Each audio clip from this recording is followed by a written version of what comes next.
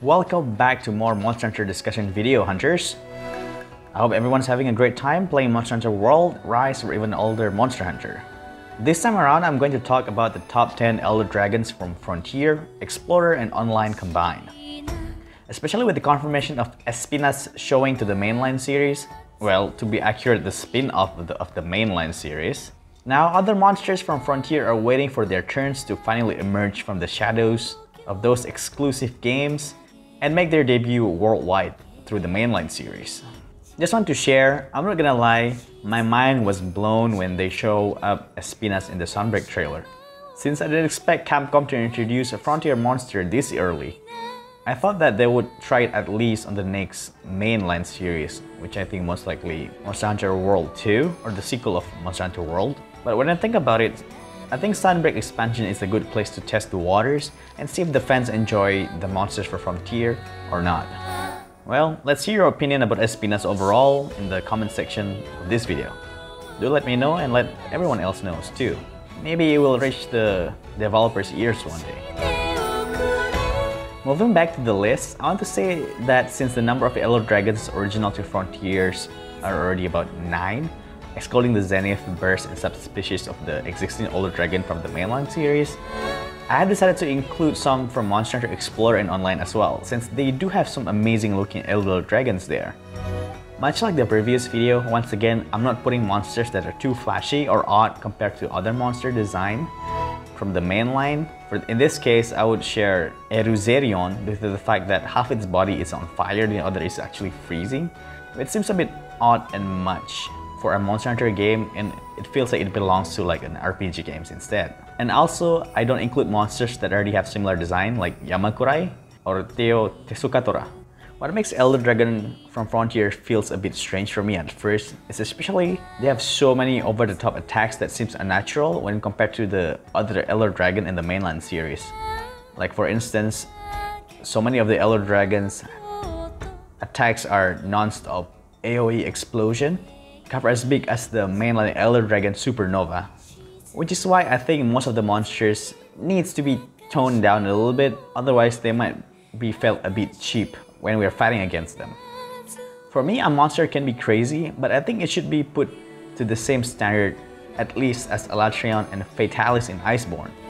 Since their attacks are actually fair, it's just that the hunt is being designed to be restrictive, so I hope Frontier Elder Dragons can have this kind of treatment as well. Before we start to the list, once again, terribly sorry if I butcher any of those monster names. Pretty sure there's some Frontier veterans watching this video and might want to correct me when I butcher those names.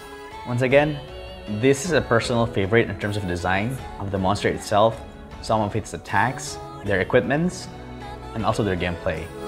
Without further ado, let's get into the list in no particular order. Welcome to the stage of history retold.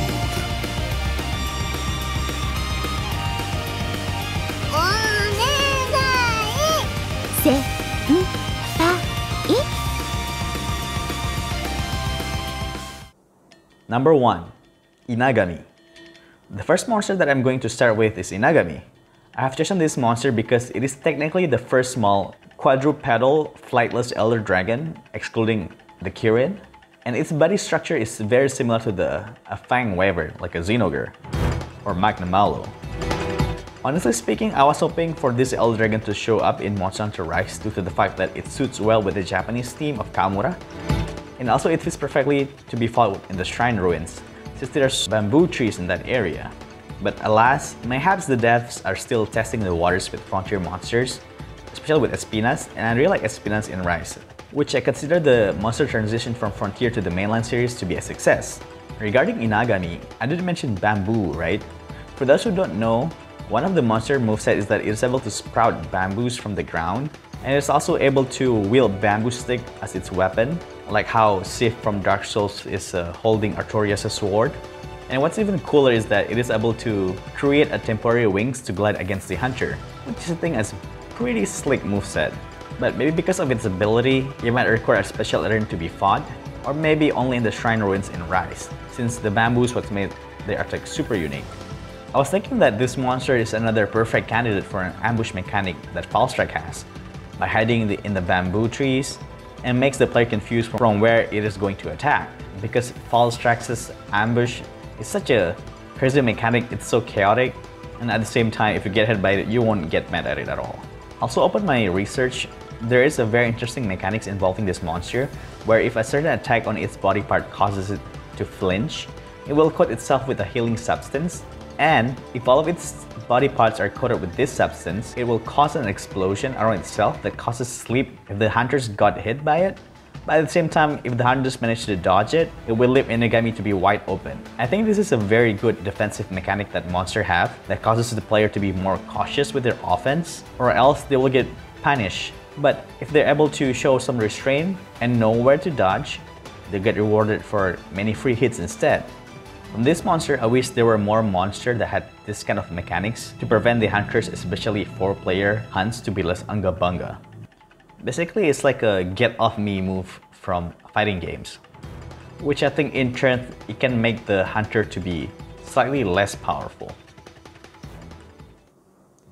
Number 2, Morudomunto. This is the first monster that is from a not well-known game, which is the Monster Hunter Explorer.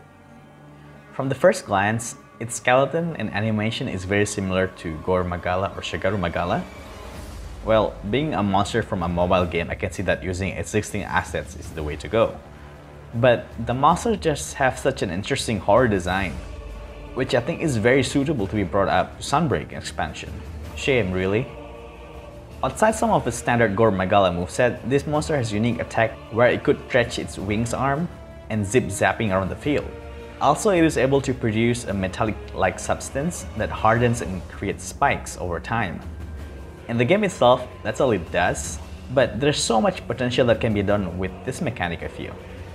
With the one that comes to mind is that those substances ended up creating some kind of metallic prisons, hence isolating some hunters from the rest of the group, even just for a moment.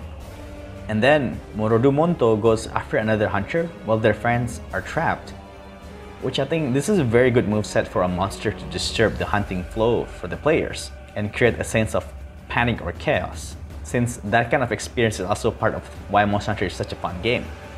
Another thing that I came up with is that I think if this monster has some kind of a nasty grab attack, like how Fatalis absorbs the hunter into its chest, or Malzeno just sucked the crap out of you, and I believe that this monster has that potential. I was thinking maybe Morudomunto could place the hunter onto its crown and then stab the players using an Iron Maiden-like attack using the metallic substance that it excretes. Or even just trap the players there by making its crown a prison, which you need to get out of either by being saved by fellow hunters, or maybe using dung bombs, or after a certain amount of time elapses. This way, it feels that monsters are actually threatening and menacing, not just a punching bag for the players. Basically, in conclusion, that this monster needs some rework to make it differ much more from just slightly different Gore Magala, if the devs ever consider to bring this monster into the mainline series, sooner or later. Otherwise, it is such a shame for such an amazingly designed monster to be stuck on a Monster Hunter mobile game and never see the light of the day again. Number 3. Disufiroa. Personally, I'm not a big fan of this monster design because the red and white color seems so unnatural compared to other monsters. If anything, this monster feels like an Elantrian is combined with a Velkhana.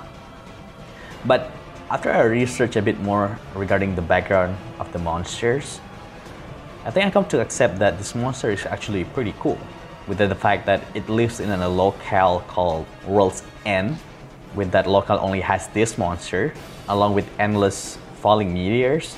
So it is not weird to see some monsters evolve like Disufiroa did. And it's also able to control a special element called Frozen Seraphim, which is a combination of a fire, ice, and dragon element. Maybe this is the reason why its body feels so odd and end up having such a weird red and white color combination. Well, with that being said, despite me not liking the monster design, I think the movesets that this monster has make this monster a must be brought to future Monster Hunter game as a super boss at least. This monster is essentially an AoE attack hell, where all most of its attacks are crazy AoE fire or ice, straight up frozen seraphim, which I think it can be toned down a little bit to match the less chaotic mainline series compared to Frontier series, where so many of the big boss attacks can cover almost the entire map, like how I've mentioned previously. As for its attacks, my favorite ones are when it erects a frozen seraphim pillar after it transforms into the second phase. Also mayhaps its supernova when it soars through the sky, then creates gigantic ice pillars all over the map, summoning meteors, and then finish it off with a flame tornado. Phew! That would be a hell of a nightmare for hunters to evade. And additionally, I really like the armor set of this monster, which I think is very badass. And also, the Frozen Seraphim element can be a very interesting mechanic that can be added to the Disufiroa weapon tree. The one that came to my mind is having a dual element of fire and ice, while also has Elder Seal properties from Monster Hunter World. So yeah, this monster is actually a pretty crazy boss monster. Number 4. Guanzorumu. This is actually a monster that I didn't expect to be interesting at first. But after looking at some information regarding this monster, my mind was kind of blown away. At first glance, he looks like a fire-type Kushala, since there are so many similar movesets to Kushala with the aggressiveness of Nargacuga, which I think is pretty cool, and you can see that by looking at his red eyes, much like Narga during his first rage mode. And then its fire breath attack looks like a Fatalis cone-shaped breath from Iceborne, which probably Fatalis got it from this monster. What really interests me is that during the first phase, we can see many small wyverns around it. I think it can be interesting if they become part of its attack, much like Ragnakdaki with its babies, to make the monster to be slightly less predictable. My personal favorite attack from its first phase, when it spits fire and then propels itself backwards, and then it does a fire breath towards the hunter. This moveset can really throw off some hunters if they didn't pay attention or too busy dealing out with their combos. But then this monster main dish will not start until its second phase. Most of its attacks change to dragon element. My favorite movesets during this phase are when it soars to the sky and spits some kind of dragon element liquid and then stomp itself to the ground. Well, it can be evaded quite easily, but it is just so cool. And the other attack that I really like is that when it actually summoning a dragon element meteor. Overall, I think this monster is a very solid Elder Dragon to be added into the future mainline series, and maybe adjust some of the animation that is very similar to Kushala. And you won't even think that the devs were using a similar skeleton to Kushala at all. Number 5. Duremudira. In terms of look, this monster might be my personal favorite, as it's straight up looking like an evil dragon on the prowl from many RPG series. I think this monster is very suitable to be placed in the Forland Arena, the DLC locale for Monster Hunter Rise Sunbreak, or maybe even fight it in the tower, as if you're playing some kind of a MMORPG at which each specific floors will have specific bosses. Anyway, much like other Elder Dragons from Frontier, this monster also utilizes two elements, or ailments, which is in this case it has a frozen poison.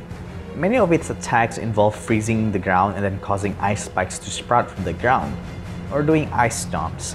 One of its best attacks that would really messes with the player, I think, when it charges across the room and forces the hunter to be defensive, much like Furious Rajang Psycho Crusher.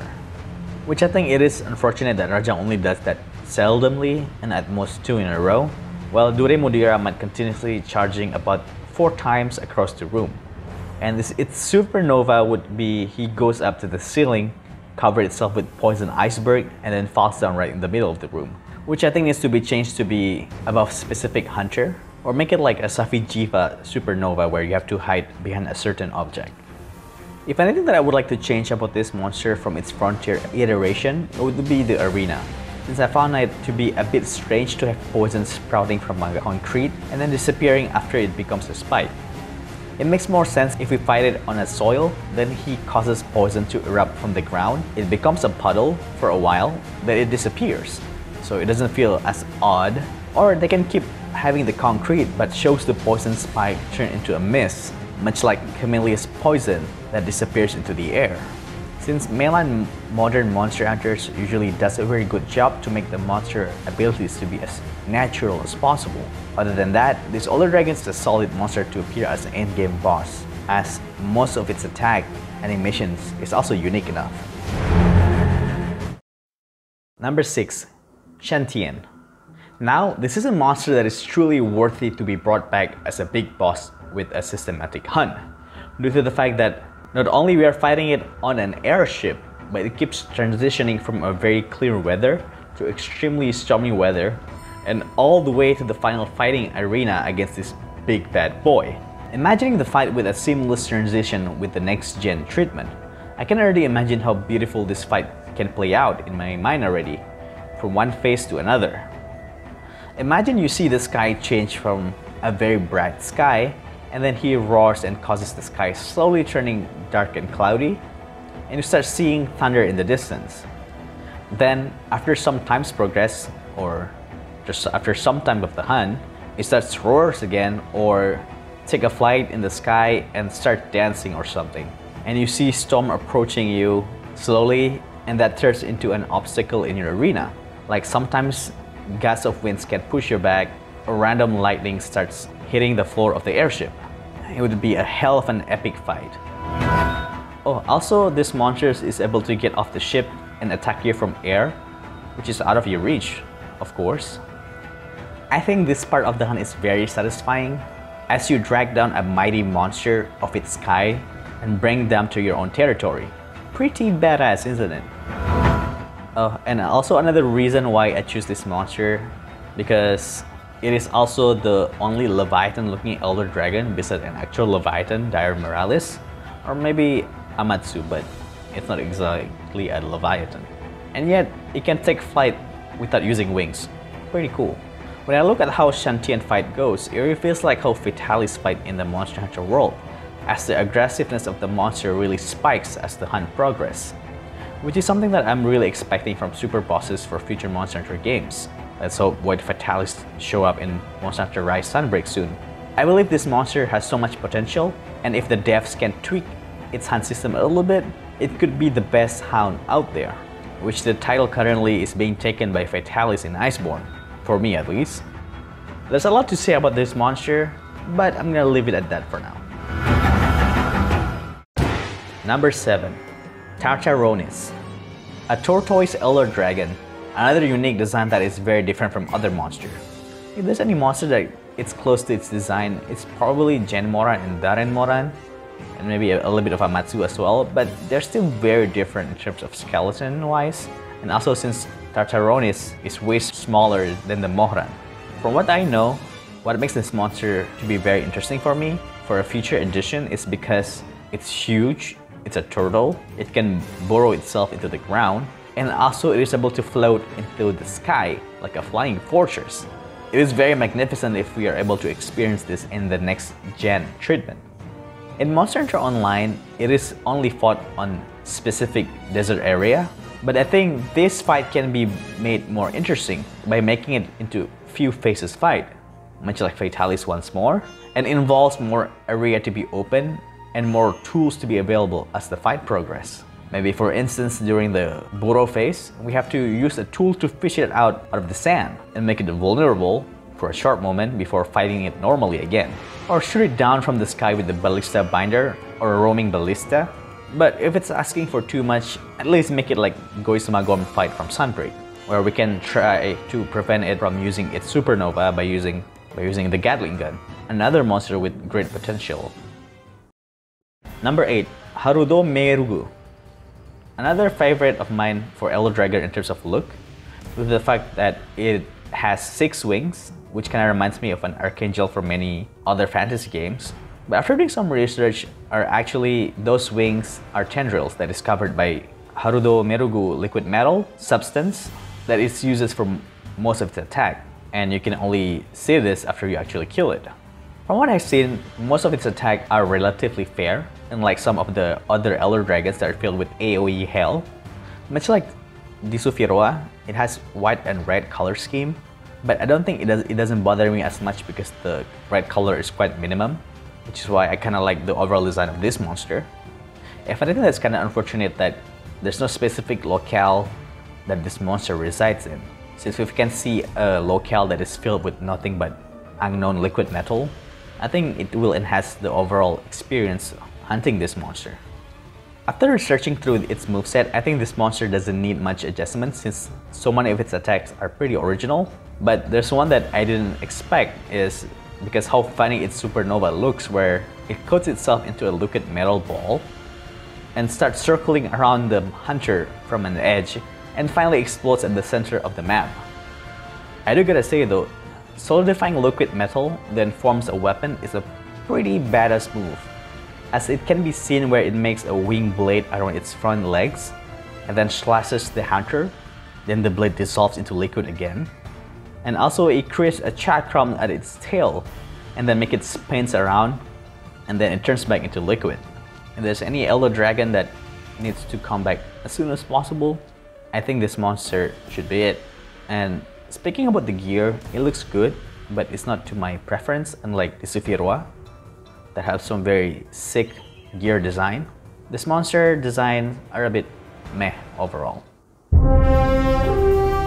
Number 9. Rukodiora. Another monster with a unique element and apparently designed based off a dragonfly. This elder dragon utilizes magnet as its element, which this game translated as dragon element. Most of the time there's going to be a black circle surrounding itself along with floating debris that orbits around Rukodiora.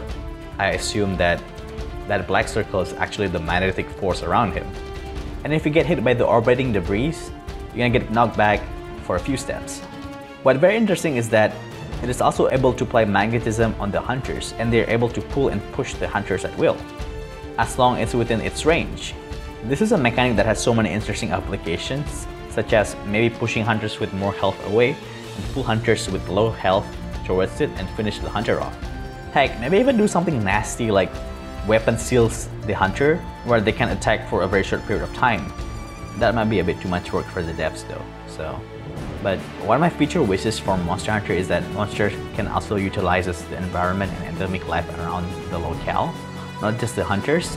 So it would be cool if this monster arrives at a certain location that has metals around it, then it can perform a special attack only available on that location or something. One condition that I can think of is maybe something like the arena has a bunch of old ballistas and cannons, and then it starts to magnetize and shoot the crowd out of the hunters using those ballistas and cannons. But for now, in Frontier, most of its attacks are mostly stomps, claw and tail swipes, or utilizing the debris around it while it keeps flaying around the hunters. Not the most exciting, but has a lot of potential. Once again, another solid design monster to be fought in future Monster Hunter, with a little bit of tweaking of course. Last but not least, Laviente. At first, I'm not sure whether I can classify this monster within the same category as Elder Dragon, since this monster is unique. It is an unclassified monster. But I feel that this monster should be at least as strong as Elder Dragon and kinda reminds me of Duremudira. I feel this monster deserves to be in this list, as this monster is one of the biggest monsters, if not the biggest monster in Monster Hunter universe. Which when I look into, it's about 450 meters long, which is very close to Duremudira in terms of size, but bigger. One of the wonders of the earlier Monster Hunter were the gigantic monsters along with the systematic hunt, as I've mentioned previously so many times in my previous videos. Because systematic hunt makes them so fun because they are fought differently from other monsters, which include the monster like Lo Shanlong, Siedeus, Duremudira, Gokmazios, and many other gigantic monsters, which includes Laviente from Monster Hunter Frontier. Due to its gigantic size, you might not be able to see what the heck it is doing most of the time in the field. But as for the attacks, from what I know, it does some attacks with its phases. It causes rock to fly, breathe giant fireballs along with blast powder like Theostra, some electric shock if you're on its body for too long that causes instant paralysis, and it can cause some kind of a volcanic eruption, which is, I assume, like its supernova attack. But imagine you're fighting a hell of a monster in one gigantic arena with the new Monster Hunter system, and the developers can figure out how to make the fight to be engaging, much like Fatalis or Sapijifa fight, where each fight is divided into phases. Also, knowing how big the monster is, it is a good idea if each phase causes the arena to change. The one that comes to my mind maybe We start the fight where it is slumbered deep underground, and as we fight, we keep going above ground until we finally finish it off on the surface and then make the creature's existence known to the world. And maybe finally classified as Elder Dragon, or whatever they want to classify it as. Also, I feel like this monster is the perfect opportunity if there are any more than 4 players hunting experiments to be done. Maybe make it like a raid boss from MMORPG games by dividing the hunter into 2 teams. Maybe each team has 3 hunters, where one team will have to deal with its upper health and the other team deal with its lower health. But they exist in the same hunting arena. Unlike Tarot of Savage, where people do their own hunt and they just tally their results at the end. Just some thoughts came from me, as I'm really looking forward to see how Monster Hunter gonna keep evolve from this point on. Much like the previous video, I have some honorable mentions that I would like to share with you guys, and here they are. Number 1, Mephistopheline from Monster Hunter Online. Another horror-looking monster aside from Valhazak, Gogmazios, Nakarkos Malzino, and also Morudomunto from number 2 of the main list. After I look at this monster closely, to be specific, maybe this monster is more like a horror-looking Fatalis that has Elatreon power, meaning that it has the size of Fatalis while much like Elatreon, able to control all elements. A variant of Mephistopheline able to control all elements, while the standard version only able to control a dragon and fire element. Not the most novel concept, but I think the look of the monster is actually pretty cool. I'm only putting this monster in honorable mention because we still haven't gotten a version of Fatalis in the next gen treatment yet, so this monster can wait once all the Fatalis version is out. Once they do, we can have this monster with all elements to join with the super bosses of Monster Hunter mainline series. Number 2, Nefgadmat. Although the monster body structure is very similar to classic Elder Dragon trio Teostra, Camillus, and Kushala, the fact that the design really reminds me of Anubis made me choose this monster. Much like Morudomunto, since it comes from Explorer, there's a lack of many unique movesets. This monster is worth making an appearance if there's any Monster Hunter that has a theme around ancient civilization or something. Along with honorable mention number 3. Such a shame that monster with such a great design is locked away in a mobile phones game. And last but not least, number 3, Garudia. Much like Nefgadmat, another monster from Explorer with amazing great design that is most likely based on Garuda. And it doesn't have that many unique movesets, and if anything unique is most likely involves wind and sucking the hunter in, and the rest are mostly swipes attacks. Along with the other 2 Explorer Elder Dragons, they could be the 3 lords of some kind of other Monster Hunter, much like the 3 lords of Sunbreak. Maybe each monster conquers one locale. Nefgadmat can be like an Egyptian ruin, Garudia like an Aztec ruins, and lastly Morudomunto like an ancient fortress, much like the Citadel from Sunbreak. With the honorable mention over with, that concludes the list. I hope this video really increases the awareness of many Monster Hunter players that are not exposed much into Frontier series and other obscure spin-offs games. By making this video, I realized how much potential that Monster Hunter games have with its core gameplay, monster and behavior design, hunting mechanics and flow, and etc.